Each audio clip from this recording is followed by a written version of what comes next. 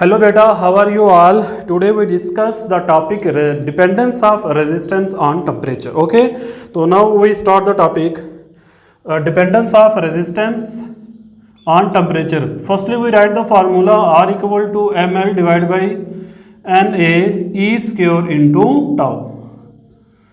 तो बेटा ऐसी बात है कि ये फार्मूला मैंने आपको पहले भी बताया था, ये जो आर है ये डिपेंड करता है किस चीज़ के ऊपर, M L divide by N A E square into tau.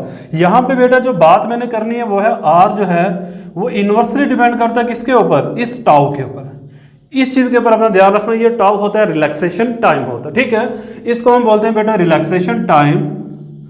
अब कैसे टेम्परेचर के ऊपर बच्चा ये डिपेंड करेगा, बड़े ध्यान से आपने देखना है, बड़े ध्यान से फोकस करना है। मेरे पास बेटा क्या है, when we increase the temperature, when we increase the temperature of conductor what happen, when we increase the temperature, तो बेटा ये जो रिलैक्सेशन टाइम है ना, जो टाउ है ये डिक्रीज होना शुरू हो जाता है। मैंने आपको बताया था रिलैक्सेशन टाइम क्या होता है, कितने टाइम तक इलेक्ट्रॉन फ्रीली मूव करते हैं, कितने टाइम तक इलेक्ट्रॉन फ्रीली मूव कर रहे हैं। अब जैसे ही हमने टेम्परेचर बढ़ाया तो जो वाइब्रेशन है आयंस के कंडक्टर के अंदर उसकी फ्रीक्वेंसी बढ़ जाती है, और फ्रीक्वेंसी बढ़ने से क्या होता है, रिलैक्सेशन टाइम डिक्रीज हो जाता है। मतलब रिलैक्सेशन टाइम डिक्रीज क्यों होगा, बिकॉज जो इलेक्ट्रॉन्स है वो जल्दी कोलाइड करना शुरू कर जाएंगे, वो रिलैक्स कम समय तक रहेंगे, इस वजह से जो रिलैक्सेशन टाइम है वो क्या करेगा, डिक्रीज कर जाएगा।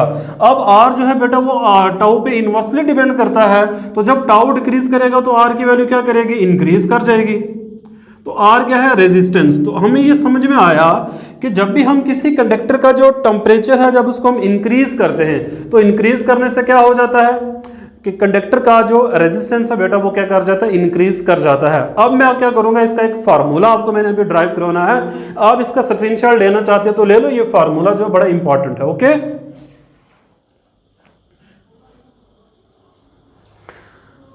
ओके बेटा चलो मूव करते हैं नेक्स्ट। इसका एक मैंने फार्मूला आपको ड्राइव करवाना है, बड़े ध्यान से आपने फोकस करना है बोर्ड के ऊपर। सपोज कर लेते हैं हमारे पास कंडक्टर था किसी टेम्परेचर के ऊपर, मान लो मैं कोई टेम्परेचर बेटा टी नॉट रख लेता हूँ। इस टेम्परेचर के ऊपर जो रेजिस्टेंस था कंडक्टर का वो किसके बराबर है, आर नॉट के ऊपर। अब सपोज करते हैं बेटा मैंने टेम्परेचर कुछ बढ़ा दिया, टी नॉट से मैंने टेम्परेचर बढ़ा के क्या कर दिया, टी कर दिया।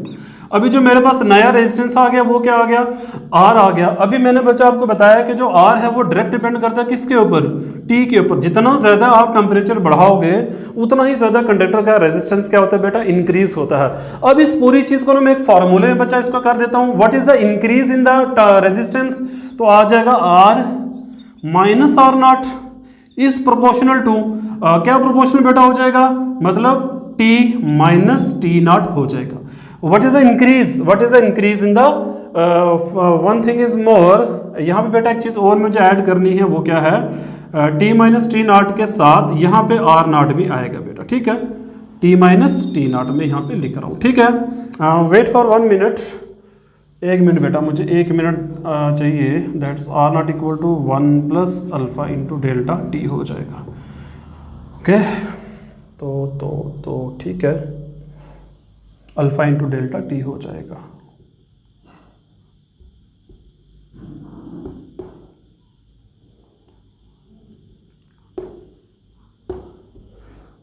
ठीक है, ओके बेटा ये ठीक है।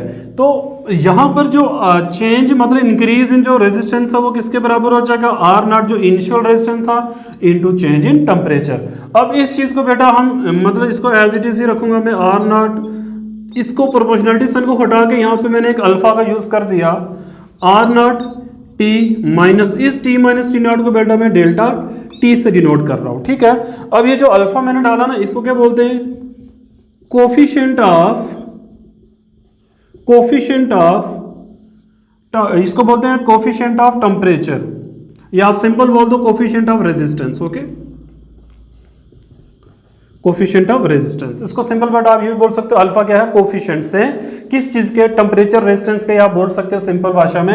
अब यहां से आप क्या करो, ये माइनस का आर नॉट है, इसको इधर ले चलते हैं, तो मैं यहां पे बता देता हूं क्या आ जाएगा, आर इक्वल टू माइनस का आर नॉट किसका बन जाएगा, प्लस का आएगा, R naught plus alpha R naught into delta T. बेटा अब क्या करो, यहां से आर नॉट कॉमन ले लो तो क्या इक्वेशन आ जाएगी 1 plus alpha into delta T.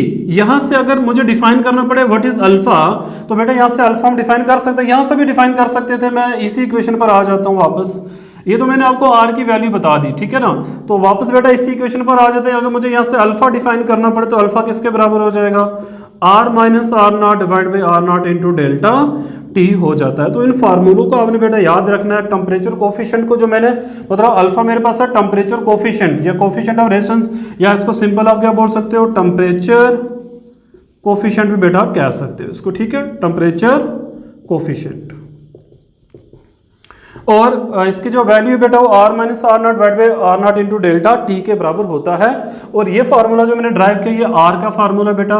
Are मतलब कितना इंक्रीज, मतलब जो अगर टेम्परेचर टी आपने बढ़ाया है तो जो नया रेजिस्टेंस आर है वो किसके बराबर होगा। अब बेटा बात कर लेते हैं लास्ट, मैंने जो बात करनी है इसके ऊपर उसको आपने ध्यान देना है।